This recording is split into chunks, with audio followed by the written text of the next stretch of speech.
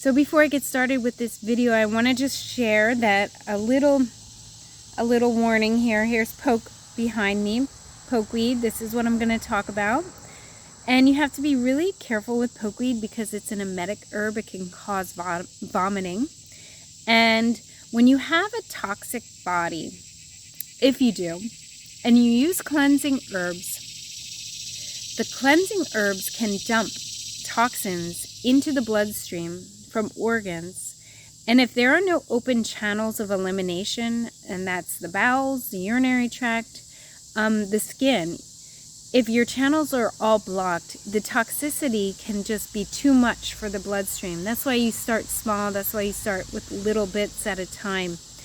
And anytime you're using a cleansing herb, I feel like it's best to work with prune juice or some other high fiber plant or food. Even psyllium seed husk, psyllium seeds, flax seeds. Get the bowels moving first, and then work with the herbs that help remove toxins and congestion in the body.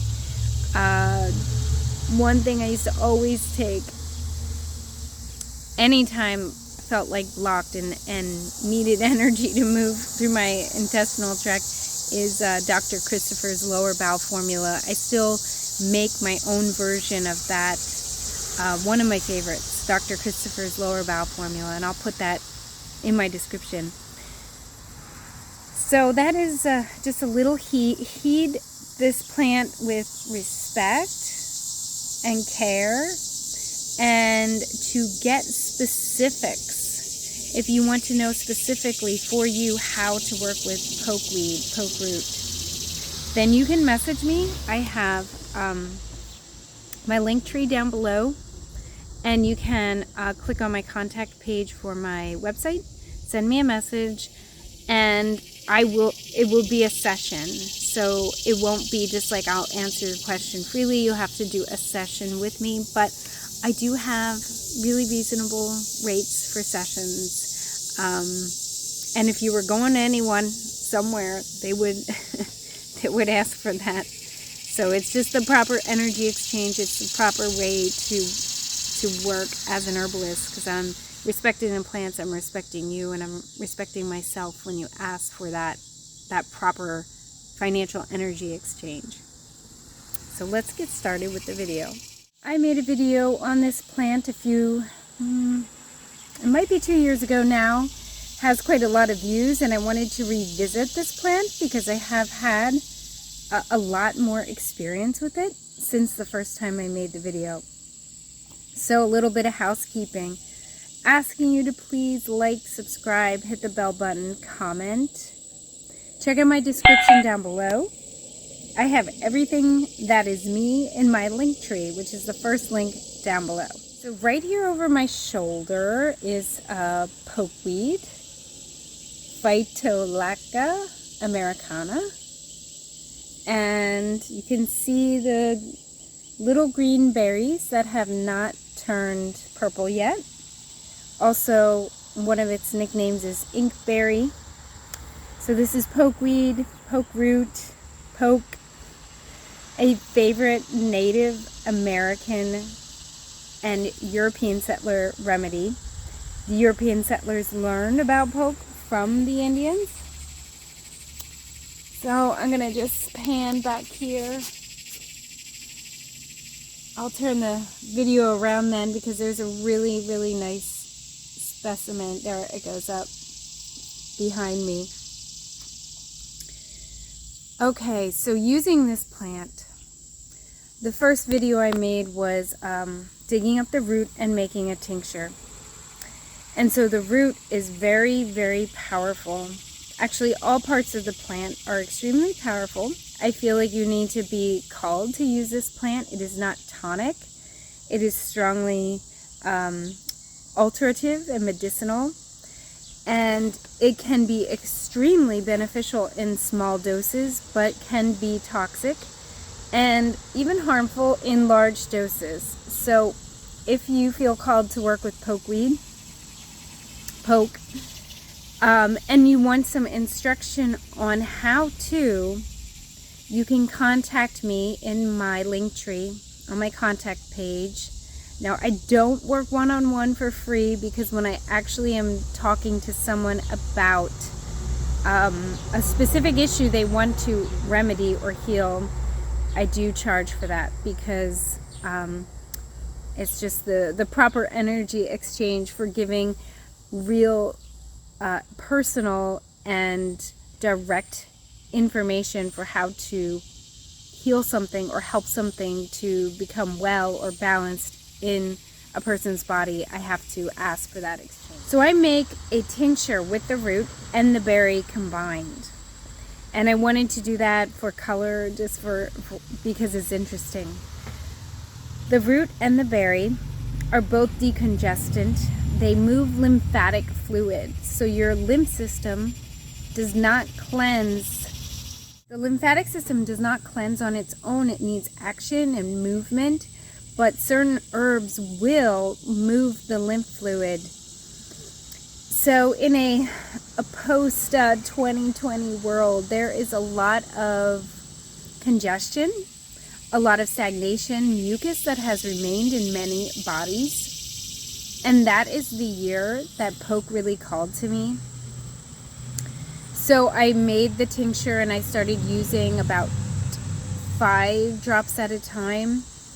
Very small amount compared to other herbs that I work with. And I could feel the opening in my chest. I could feel the opening in my sinuses immediately. So then I continued to work with the Poke and just really felt like I moved something, created space in my body. So 2021, I didn't really use Poke that much, but coming back around now in 2022, again, there was a need for me and in my family to work with Poke again. So in this summertime, last year I didn't do this, I have felt called to chew on one berry at a time. It tastes horrible. Very, very, very bitter. In fact, I'll even spit out a little bit of it just to get a little bit of the taste, a little bit of the energetic action of the berry.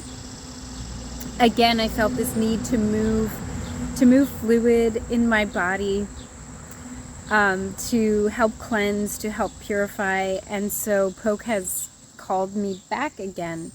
The leaves, I'm gonna see. My one son had some skin eruptions. He's teenage years, and what we did was take the leaves and used a mortar and pestle and kind of pounded them and broke the leaf up, and then he would hold this on his skin, which makes it green, makes your skin green. So I had him doing this on a daily basis for about a week to just kind of pull this toxin, this congestion that was directly in his skin on his face, and found it to be super helpful. And then again, another one of my kids had something on his knee, and we turned to the Poke because it's just so available right now. Used the mortar and pestle, pounded it, ground it, just broke the leaf up so it would get juicy, and then held that onto the skin. So here is a really nice Poke tree. Some of the berries at the top have turned purple in the back there. I love the berries. I used to break them open and use them for ink and make designs on rocks and trees. So this, if you saw my video on making ink with black walnut dye or black walnut hulls, you can make ink with the Poke berries. And in fact, I should do a video on that because it is like the most beautiful purple ink. So again, here's the Poke, this pink stem. Really pretty, beautiful plant, a really powerful medicine. Just needs respect. All the plants do, but this one especially, you have to work with it in a respectful way. I haven't had my own personal experience with using poke for mastitis, but very effective for pulling that stagnation out of blocked milk ducts, blocked lymph tissue.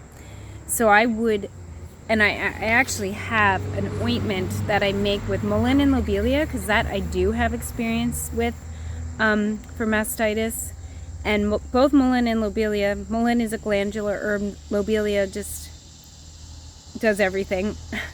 And then I added the poke extract. So together, in this salve, it works to just move stagnation. It really is a plant of moving stagnation out of the body.